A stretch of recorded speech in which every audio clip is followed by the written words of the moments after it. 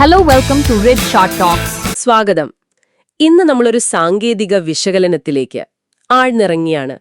നിങ്ങൾ പങ്കുവച്ച ഒരു റിപ്പോർട്ട് നിഫ്റ്റി 50യുടെ ഇന്നലത്തെ, അതായത് സെപ്റ്റംബർ 10 ചലനങ്ങളെക്കുറിച്ചും നാളേക്ക് സെപ്റ്റംബർ 11 എന്ത് സാധ്യതകളാണ് ഉള്ളതെന്നും പറയുന്നു. അതെ, ഇന്നലത്തെ മാർക്കറ്റ് നോക്കിയിട്ട് നാളെ എന്ത് സംഭവിക്കാമെന്നുള്ളൊരു വിലയിരുത്തലാണ്. ശരിയാണ്. അപ്പോ ഈ ചാർട്ടുകളും സൂചകങ്ങളും ഒക്കെ നമ്മളോട് എന്താവും പറയാൻ ശ്രമിക്കുന്നത്? മുകളിലേക്ക് പോകാനുള്ള ശ്രമം എവിടെയോ തടഞ്ഞു നിർത്തിയോ അതോ താഴെ പിടിച്ചു കയറാൻ നോക്കുമോ? അതാണ് നമ്മൾ നോക്കേണ്ടത്. ഈ വിശകലനത്തിൽ ചില പ്രധാന കാര്യങ്ങൾ പറയുന്നുണ്ട്. അതെ, നമുക്കതൊന്ന് വിശദമായി നോക്കാം. ഇതിലെ പ്രധാനപ്പെട്ട കാര്യങ്ങൾ എന്തൊക്കെയാണെന്ന് നമുക്ക് ഒരുമിച്ചൊന്ന് മനസ്സിലാക്കാൻ ശ്രമിക്കാം. ശരി. നമ്മുടെ ലക്ഷ്യം ഈ ടെക്നിക്കൽ വാക്കുകളൊക്കെ ഉണ്ടല്ലോ, അതൊക്കെ മാറ്റി നിർത്തി സാധാരണക്കാർക്ക് മനസ്സിലാവുന്ന രീതിയിൽ നാളത്തെ വിപണിയെക്കുറിച്ച് ചിന്തിക്കാനൊരു ഐഡിയ കൊടുക്കുക എന്നതാണ്. ഇതൊരു ട്രേഡിംഗ് ഉപദേശമായിട്ടല്ല കേട്ടോ. അല്ലല്ല, തീർച്ചയായും ഇതൊരു പഠനം മാത്രം. വിപണി എങ്ങനെ പെരുമാറുന്നു എന്ന് മനസ്സിലാക്കാനുള്ള ശ്രമം. ശരി, അപ്പൊ തുടങ്ങാം അല്ലേ? റിപ്പോർട്ട് പറയുന്ന ആദ്യത്തെ കാര്യം, ഇന്നലെ നിഫ്റ്റിക്കൊരു കടമ്പയുണ്ടായിരുന്നു. 25,000, 25,040 എന്നൊരു ലെവൽ. അവിടെ എത്തിയപ്പോ വിലയ്ക്കൊരു മടി പോലെ മുന്നോട്ടു പോവാൻ പറ്റിയില്ല. അവിടുന്ന് താഴോട്ട് വന്നു. ഇതിന് റിപ്പോർട്ടിലൊരു സപ്ലൈ സോൺ എന്നാണ് പറയുന്നത്. അതെ, സപ്ലൈ സോൺ. അതായത് അവിടെ വിൽക്കാൻ ആൾക്കാർ കൂടുതലുണ്ടായിരുന്നു എന്ന്. ഓഹോ, അതോടൊപ്പം ഒരു ലോവർ ഹൈ ഉണ്ടാക്കി എന്നും പറയുന്നു. എന്താണ് ഈ സപ്ലൈ സോൺ, ലോവർ ഹൈ? അതൊന്ന് വിശദമാക്കാമോ? പറയാം. ഈ സപ്ലൈ സോൺ എന്ന് വെച്ചാൽ, സിമ്പിളായി പറഞ്ഞാൽ, വില മുകളിലേക്ക് പോകുമ്പോൾ എവിടെയാണോ വിൽക്കാനുള്ള താൽപ്പര്യം കൂടുന്നത് അതാണ് സപ്ലൈ സോൺ. ഒരു ചുമര് പോലെ. ഓക്കെ.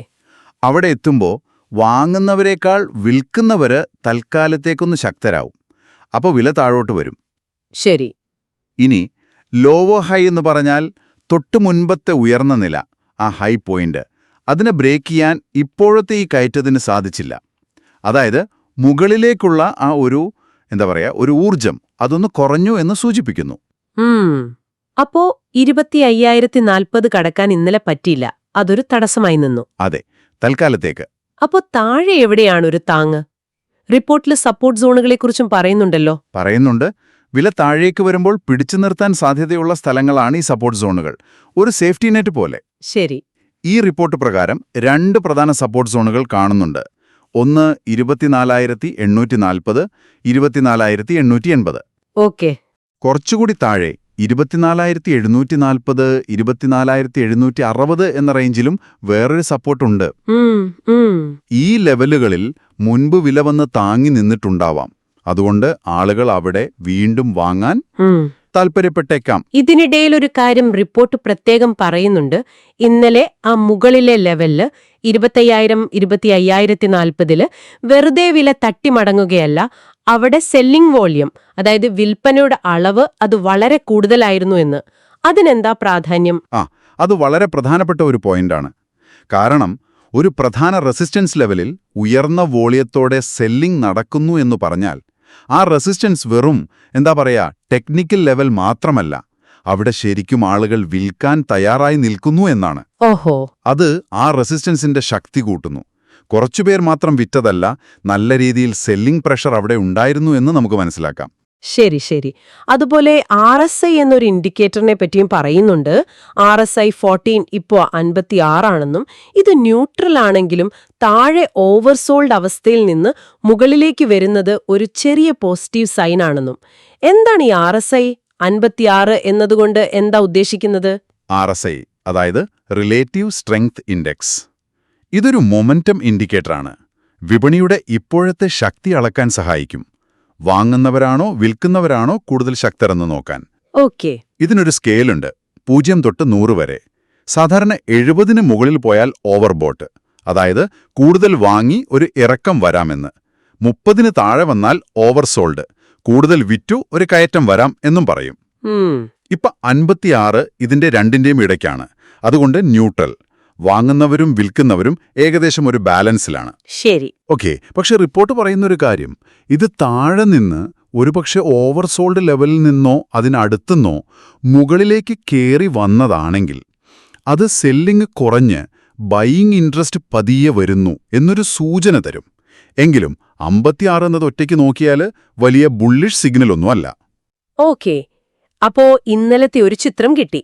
മുകളിൽ റെസിസ്റ്റൻസ്, അവിടെ നല്ല സെല്ലിംഗ്, താഴെ സപ്പോർട്ടുണ്ട്. RSI ന്യൂട്രൽ ആണെങ്കിലും കുറച്ചും മെച്ചപ്പെട്ടു വരുന്നു. ഇതിന്റെയൊക്കെ അടിസ്ഥാനത്തിൽ നാളേക്ക് സെപ്റ്റംബർ 11 എന്താണ് സാധ്യത? ആദ്യം നമുക്ക് വാങ്ങാൻ, ലോങ് പോകാൻ എവിടെയെങ്കിലും സാധ്യതയുണ്ടോന്ന് നോക്കാം. റിപ്പോർട്ട് പറയുന്നത് വാങ്ങുന്നതിനെക്കുറിച്ച് ആലോചിക്കണമെങ്കിൽ വില നേരത്തെ പറഞ്ഞ ആദ്യത്തെ സപ്പോർട്ട് സോൺ ഉണ്ടല്ലോ, 24,880, 24,900, ആ ലെവലിലേക്ക് വീണ്ടും വരണം. ഓക്കെ, അവിടെ എത്തി വില താങ്ങെടുക്കുന്നു ഒരു കൺഫർമേഷൻ കിട്ടണം. അതാണ് പ്രധാനം.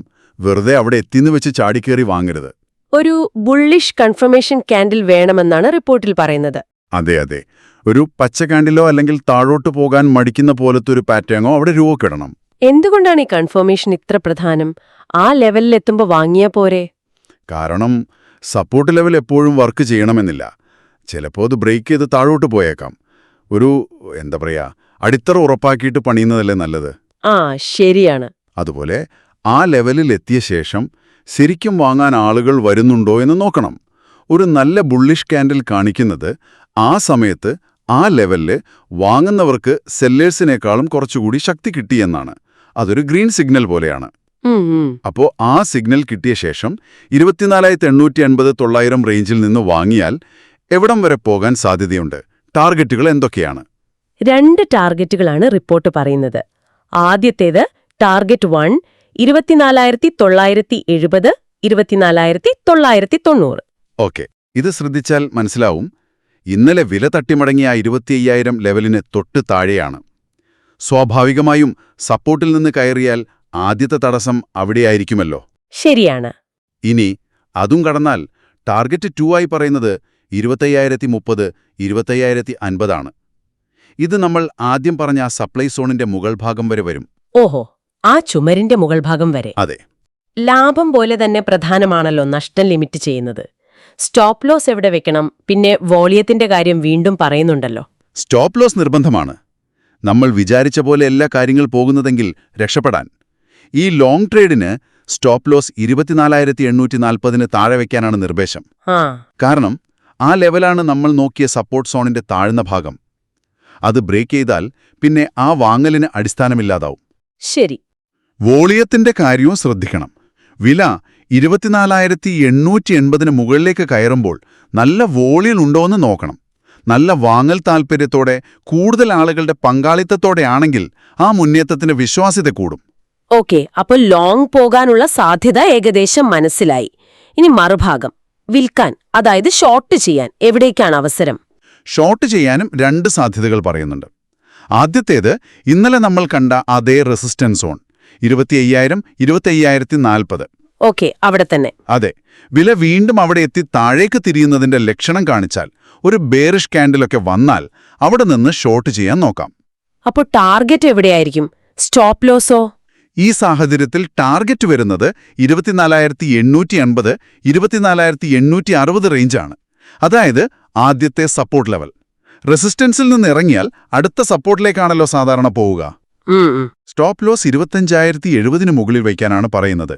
കാരണം ആ റെസിസ്റ്റൻസ് ബ്രേക്ക് ചെയ്ത് മുകളിലേക്ക് പോയാൽ പിന്നെ ഷോർട്ടിന് കാര്യമില്ല. ശരി. ഇനി രണ്ടാമത്തെ ഷോർട്ട് സാധ്യതയോ? അത് കുറച്ചുകൂടെ താഴെയാണെന്ന് തോന്നുന്നു. അതെ, രണ്ടാമത്തെ ഷോർട്ട് എൻട്രി വരുന്നത് 24,840 എന്ന സപ്പോർട്ട് ലെവൽ ബ്രേക്ക് ചെയ്യുമ്പോഴാണ്. ഓക്കെ. വെറുതെ ബ്രേക്ക് ചെയ്താൽ പോരാ, ഒരു ശക്തമായ ബേരിഷ് കാൻഡിലോടെ, അതായത് നല്ലൊരു റെഡ് കാൻഡിൽ, നല്ല വോളിയംതോടെയാണെങ്കിൽ ബെറ്റർ. അങ്ങനെ താഴേക്ക് പോകണം. അതിനെയാണ് സപ്പോർട്ട് ബ്രേക്ക് ഡൗൺ എന്ന് പറയാം. ആ സപ്പോർട്ട് പൊട്ടിയാൽ പിന്നെ എവിടം വരെ പോകാം? സ്റ്റോപ്പ് ലോസ് എവിടെ വെക്കണം? അങ്ങനെ 24,840 ബ്രേക്കായാൽ അടുത്ത ലക്ഷ്യം 24,760, 24,720. നമ്മൾ നേരത്തെ പറഞ്ഞ രണ്ടാമത്തെ സപ്പോർട്ട് സോൺ. ശരി. ഈ സാഹചര്യത്തിൽ സ്റ്റോപ്പ് ലോസ് വെക്കാൻ പറയുന്നത് 24,850 മുകളിലാണ്. അതെന്താ അങ്ങനെ? താഴേക്ക് ബ്രേക്ക് ചെയ്തിട്ട് സ്റ്റോപ്പ് ലോസ് മുകളിൽ വെക്കുന്നു? അതിനൊരു കാരണമുണ്ട്. സാധാരണ ഒരു സപ്പോർട്ട് ലെവൽ ബ്രേക്ക് ചെയ്ത് താഴെ പോയാൽ പിന്നീട് വില തിരിച്ചു കയറാൻ നോക്കുമ്പോൾ ആ പഴയ സപ്പോർട്ട് ഒരു റെസിസ്റ്റൻസ് ആയിട്ട് മാറും. ഓക്കെ, ഫ്ലോർ സീലിംഗ് ആവുന്നത് പോലെ. അതെ അതെ.